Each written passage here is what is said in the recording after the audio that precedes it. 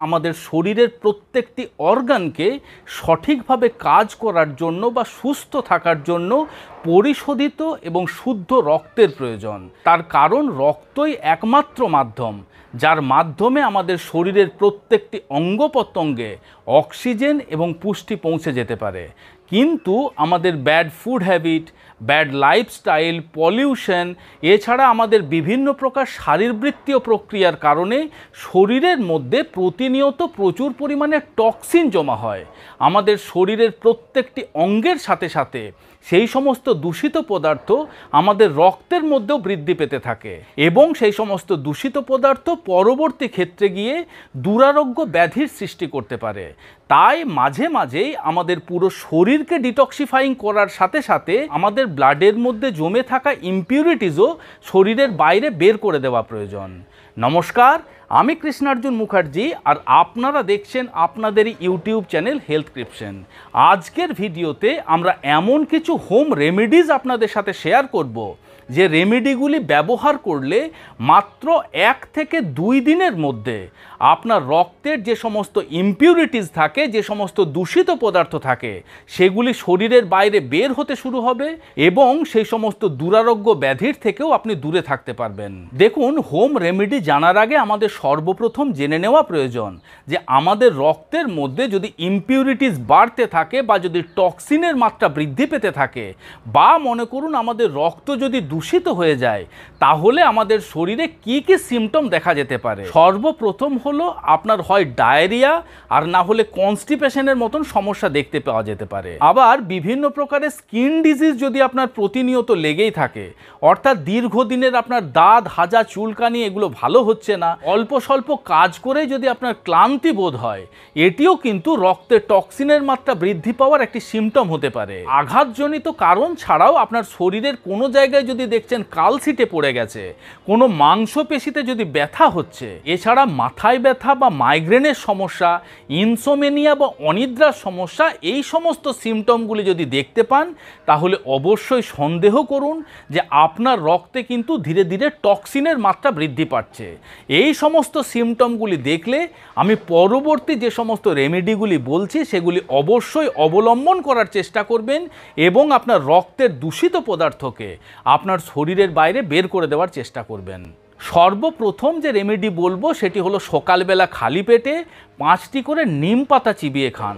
এই নিম পাতার মধ্যে রয়েছে প্রচুর পরিমাণে ব্লাড পিউরিফাইং এবং বডি ডিটক্সিফাইং প্রপার্টি, যেটি আমাদের পুরো শরীরের সাথে সাথে আমাদের ব্লাডকেও পিউরিফাই করতে সাহায্য করতে পারে। আপনি 1 থেকে 2 দিন ব্যবহার করলেই ধীরে ধীরে আপনার রক্তের মধ্যে জমে থাকা টক্সিন শরীরের বাইরে বের হতে শুরু করে। তবে অবশ্যই মনে রাখবেন, নিম পাতা একটানা 10 সপ্তাহের বেশি কখনোই খাবেন না। যদি আপনার ব্লাড পিউরিফিকেশনের জন্য এই নিম পাতা আপনি খেতে চাইছেন, সেক্ষেত্রে আপনি এমনটা করতে পারেন, প্রত্যেক মাসের 7 দিন অর্থাৎ 1 তারিখ থেকে শুরু করে 7 তারিখ পর্যন্ত আপনি প্রতিদিন সকালবেলা 5টা করে নিম পাতা চিবিয়ে খান। মাত্র 7 দিন করে যদি আপনি মাসে ব্যবহার করতে পারেন, আপনার রক্তের মধ্যে জমে থাকা টক্সিনের মাত্রা কিন্তু কখনোই বৃদ্ধি পেতে পারে না। আবার নিম পাতার মতন তুলসী পাতাও একটি খুব সহজলভ্য ভেষজ উপাদান। মোটামুটি এমন বাড়ি প্রায় নেই বললে চলে যার বাড়িতে তুলসী গাছ নেই।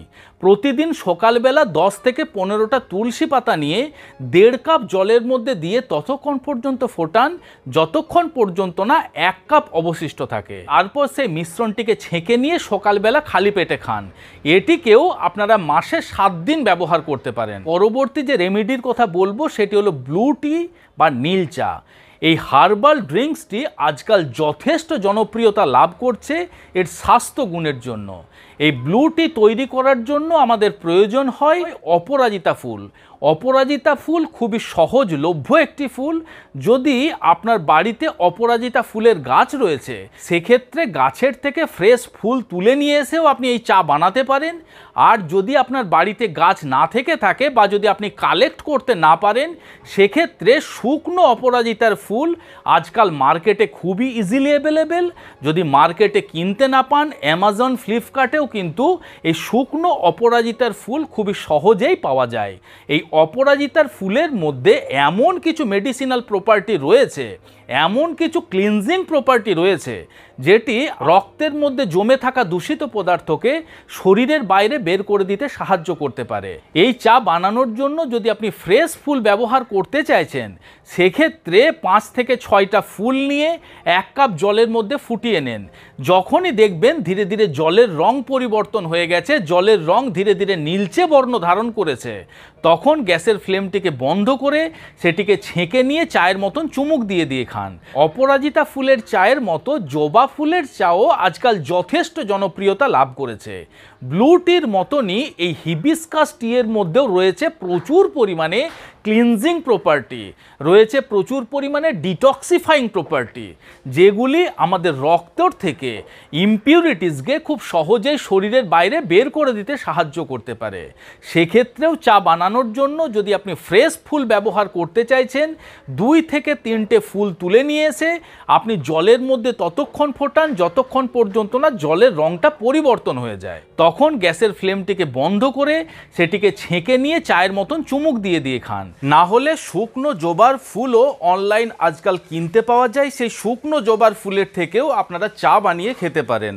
অপরাজিতা ফুলের চা বা জবা ফুলের চা এগুলি আপনারা দীর্ঘদিন ধরে ব্যবহার করতে পারেন, এর থেকে কোনো প্রকারের কোনো সাইড এফেক্ট আপনারা পাবেন না। এই সমস্ত সহজ হোম রেমেডির সাথে সাথে কিছু বিষয় কিন্তু আমাদের অবশ্যই মনে রাখতে হবে। বিষয় বলতে আমাদের খাবার দাবারের দিকেও কিন্তু নজর রাখতে হবে। অর্থাৎ আমি প্রতিদিন আমার ব্লাডের থেকে ইমপিউরিটিস বা দূষিত পদার্থ বের করার চেষ্টা করছি, উল্টো দিকে খাবারের মাধ্যমে বিভিন্ন প্রকারের দূষিত পদার্থ আমাদের শরীরের মধ্যে প্রবেশ করছে, সেক্ষেত্রে কিন্তু কিছুই লাভ হয় না। সর্বপ্রথম ডিপড ফ্রাইড আইটেম, অর্থাৎ মার্কেটে যে সমস্ত আপনার চপ, সিঙ্গাড়া, কচুরি, তেলে ভাজা, জিলাপি পাওয়া যায়, এই সমস্ত খাবারের থেকে আপনাকে যতটা সম্ভব দূরে থাকার চেষ্টা করতে হবে। ফাস্ট ফুড, জাঙ্ক ফুড যতটা সম্ভব কম করে দেওয়ার চেষ্টা করতে হবে। এছাড়া বেশ কিছু গবেষণায় দেখা গেছে যে সেই সমস্ত মানুষের শরীরে বেশি বেশি টক্সিন জমা হয় যারা দরকারের থেকে কম জল খায়। তাই সারাদিনে অল্প অল্প করে বেশি পরিমাণ জল খাওয়ার চেষ্টা করবেন। Processed food, can food, ready to it, ready to cook যে সমস্ত খাবার মার্কেটে পাওয়া যায়, সেই সমস্ত খাবার যতটা সম্ভব কম খাওয়ার চেষ্টা করতে হবে। শিশুদের সবথেকে প্রিয় খাবার chocolate, biscuit, cake, chips, pastry, এই সমস্ত খাবার প্রচুর পরিমাণে ইমপিউরিটিস বা দূষিত পদার্থের মাত্রাকে কিন্তু বৃদ্ধি করতে পারে।